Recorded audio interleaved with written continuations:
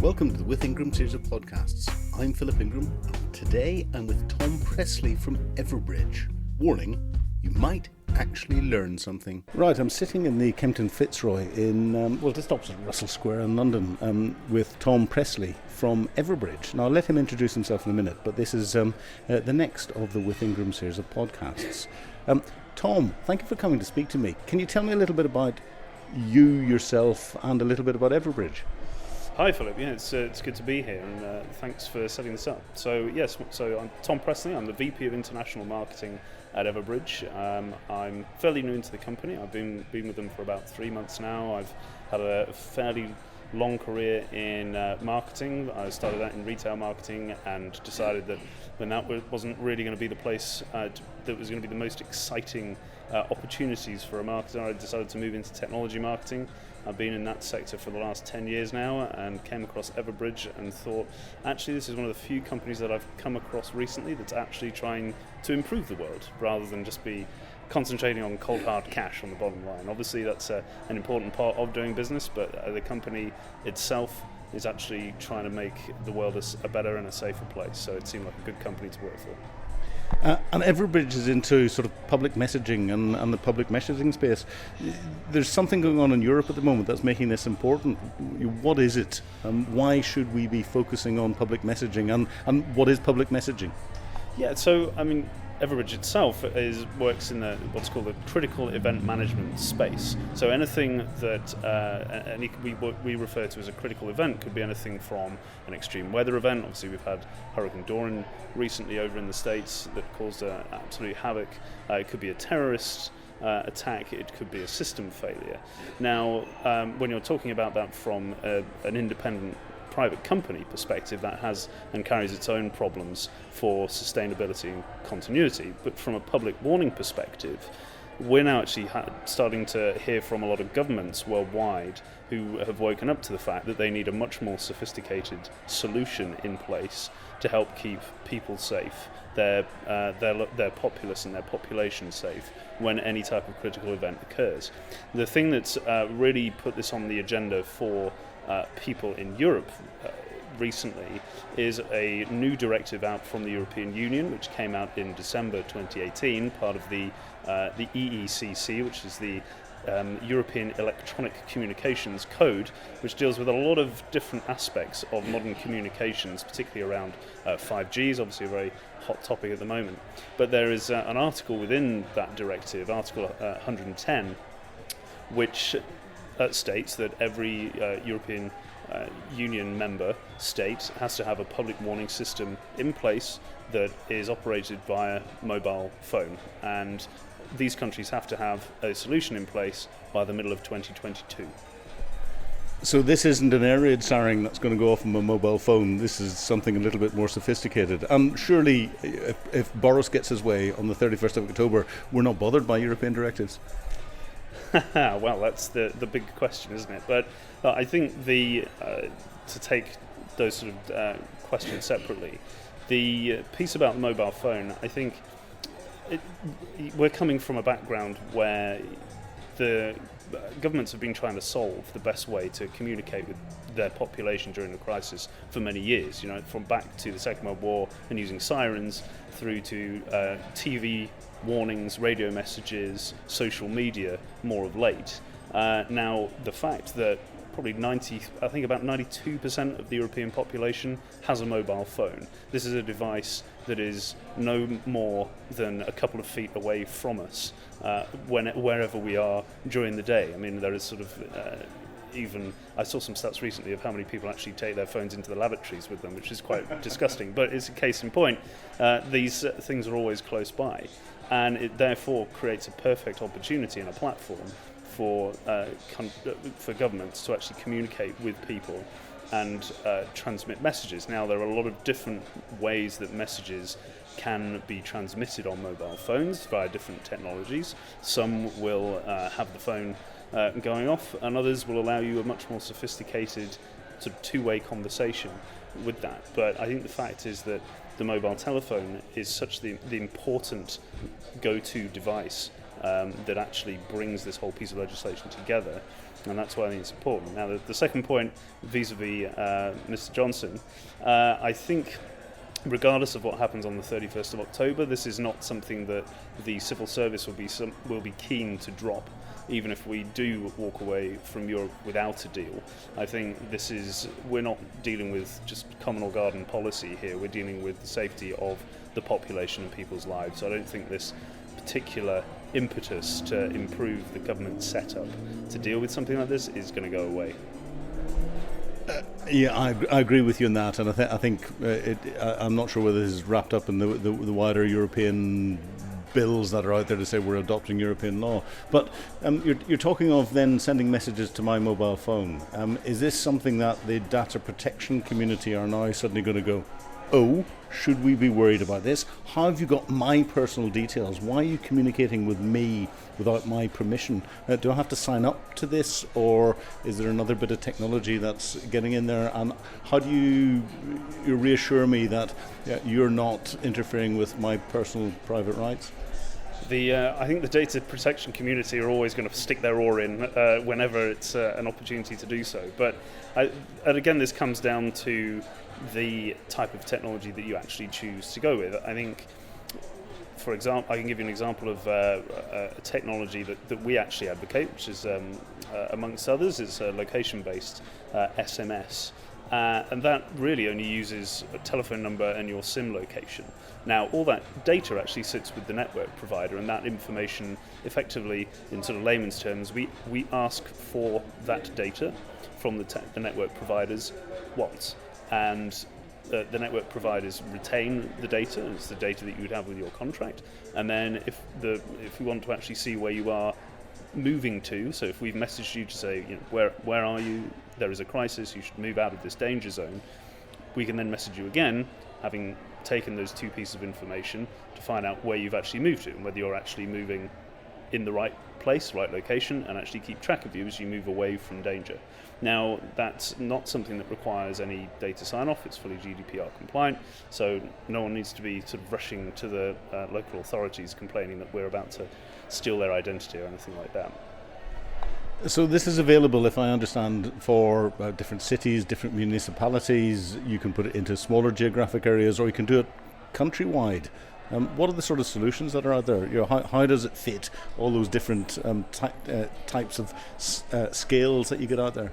Yeah, this is an interesting one, because I think what we're seeing is a lot of governments have come in to solve this particular piece of legislative change by usually going external to their knowledge base that they have, and have started talking to different third parties. Now, dependent on what third party you actually talk to, they may give you one version of the truth or what they see as the best. So from an Everbridge perspective, we actually advocate a scenario scoping exercise for each of these different countries, because each different country is different. So it will have different issues that they have to face and deal with, dependent on the actual makeup and fabric of the country. So, to your point, you could use a solution called cell broadcast. Now, cell broadcast is the best solution to get a message out to a big population incredibly quickly. You could send a message out to people in seconds and it would be delivered. That's very well and good if the message is a one-time send, if it's a nationwide emergency. Now, there's actually quite few of those around. It could be, a drone, an unknown or unauthorized drone strike. We've sort of seen what's happened in the Middle East recently. There was an unpredictability about where that would land, so you could message people, everyone in the country, to say there is danger, take cover, whatever. Now, where the usefulness of cell broadcast actually ends is when you're actually trying to get a specific one-on-one dialogue going with people that are actually in a danger zone. So, for example, I think if you think about the chemical attack in Salisbury, the Novichok episode, blasting a single message to people there wouldn't have been an effective way of communicating with them. Actually, what would have been better is to identify the people that were in the danger zone, communicate a very specific message to them, and give them advice. And start a two-way rapport with them to then actually for the emergency services to then actually use to direct them to either going to hospital or reporting to the police. And the other thing about that sort of secondary part is that is the language piece, because the directive says that you have to not only be able to communicate to your own people, but also to tourists that are visiting, and you have to be able to communicate in different languages as well. And again, that's on the cell broadcast side, you can get a message out very, very quickly, but there are shortcomings when it comes to being reliant on what language setting there is on a particular device. Some devices may actually have cell broadcast switched off. Location-based, it's slightly different. So there are sort of pros and cons to both. And in some countries that we work with, we work for countries in Australia, and Singapore, and Sweden. And Sweden, for example, there are coverage issues where there's just not phone signal in particular parts of the world, and they actually use sirens still in that part of the world. So there's lots of these different scenario testings, and really, Everbridge provides a very sort of agnostic platform that can. An open platform where all these different technologies can plug into it based on whatever scenario scoping has been done for that different country. So I know it's a bit of a sort of a long-winded answer, but there's quite a lot of different detailed elements in order for these countries to get the right solution set to actually meet the requirements that they have. You've explained one solution that's out there. What are the other technical solutions that Everbridge has got? Your marketing team have been on to me. They've got the thumb screws on me, and they're saying make sure he mentions what it is that we have out there and the offerings that there are for people. What are the different offerings, and what are the advantages and disadvantages of each? Well, I mean, like I say, if we're talking purely about a public warning sector, that is one part of what we do that sits under an umbrella of critical event management. It's a sort of classification that we have that talks about all the different types of critical events, and our platform that sits outside public warning and is geared more towards independent companies, private companies, is, if you like, a sort of five-fold different product suite that sits within that particular portfolio. And it can be as simple as mass notification, which I think you mentioned before, to ingesting data into a platform to give you the most relevant information. So if it would scan weather reports and traffic reports and so on and so forth. You then have companies, what I used to sort of describe as having the big red folder up on the shelf that would tell you what to do in a crisis. There is now a requirement to have that digitized, and that's something that the platform could actually incorporate. So your templates for responding to critical events is loaded into the platform as well.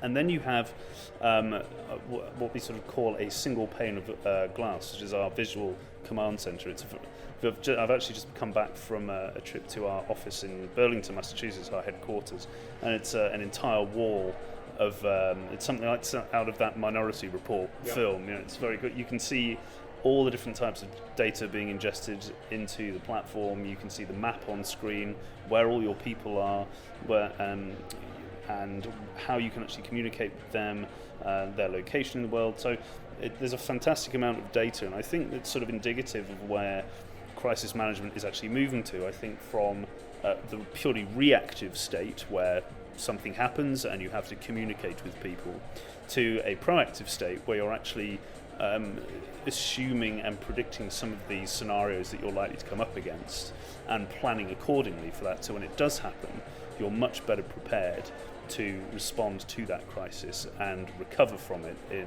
better time. And I think in the future, as more data and experience is ingested into the Everbridge platform, we'll be able to get to an almost predictive state. Now, not that we can necessarily predict where a terrorist attack is going to be or anything like that, but there's a lot of earthquake data that we start ingesting, so we can start figuring out where tremors are starting to happen and whether that's going to turn into something more serious. So it's a very broad, overarching management suite for critical events, and we're taking our customers on a journey. I think a lot of companies I'd sort of talk to companies and describe the full breadth of what we do, and it's a little bit daunting for some companies that are trying to, just make sure that they lock up the front door at night and the keys are sort of somewhere safe.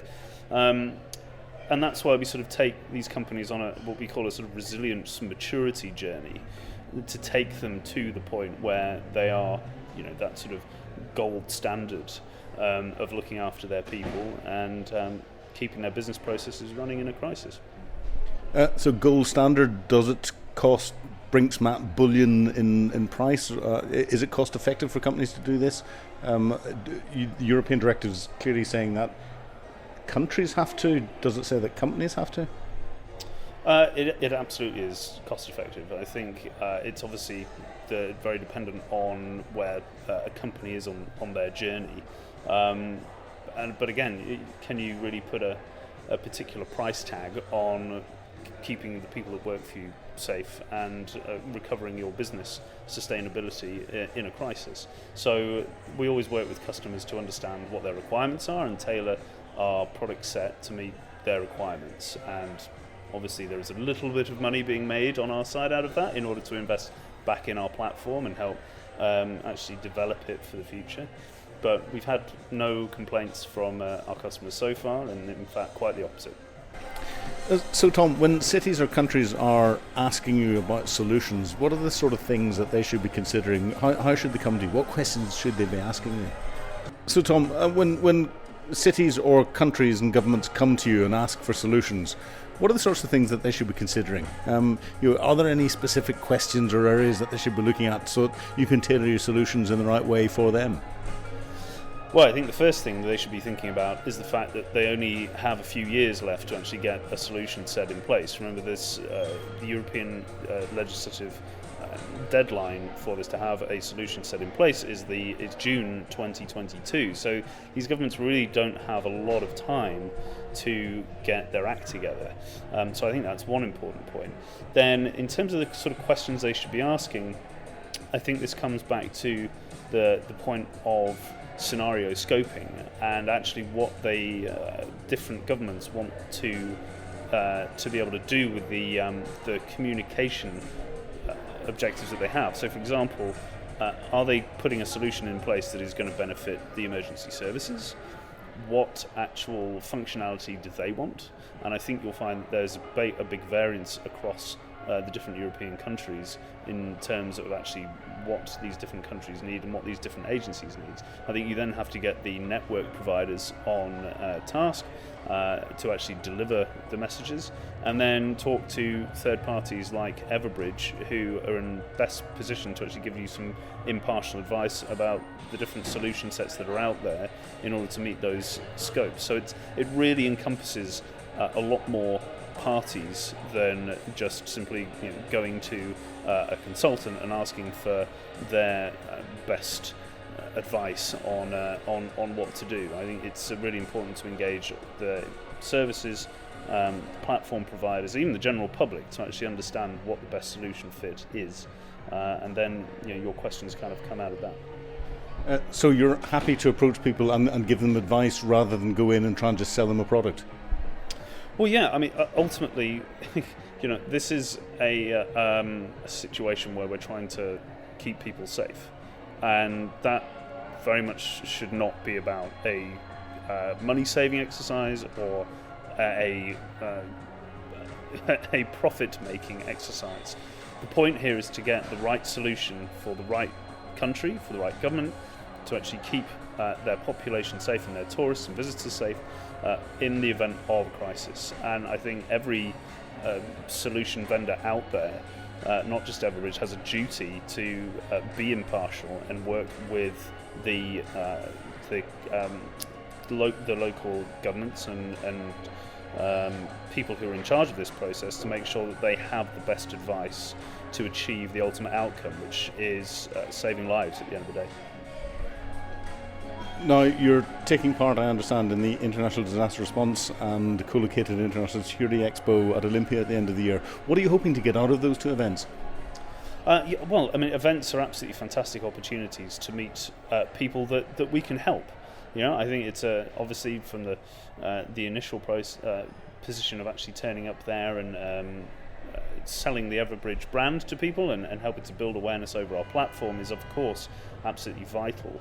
But the one wonderful thing about these events is it brings like-minded people together to share ideas, to share content, and to get up to speed. I mean, this is an area where the technology is moving at such a breakneck pace, and we're seeing developments happening all the time, that you have to go to these events to actually understand what's happening, who the key players are, how you can actually collaborate, and certainly from the public warning perspective, how you can actually work together with a broader ecosystem to make sure that the right solutions are being delivered to the right governments for the right circumstances. So, no, we're very excited about attending the events. I think it's going to be a great show. I think we're a stand G80 for the International Disaster Response Expo, so people should come by and say hello. Be delighted to see them. Well, I'd recommend that people come by and say hello. And if they wanted to go, my strong advice would be go on the 3rd of December, because there's free beer on the evening of the 3rd of December, a fantastic networking event. And another socialising event that'll be out there called #PizzaCon. We're going to flash mob the local Pizza Express, which is next door. So there's good opportunities. And I'd strongly recommend people come and speak to the Everbridge team and see the Everbridge solutions that are out there, because I do know how much good that they're doing across the country. Tom, it's been a real pleasure talking to you. Thank you very much indeed for giving up some of your time to talk to me this evening. It's been a pleasure. Thanks very much, Philip.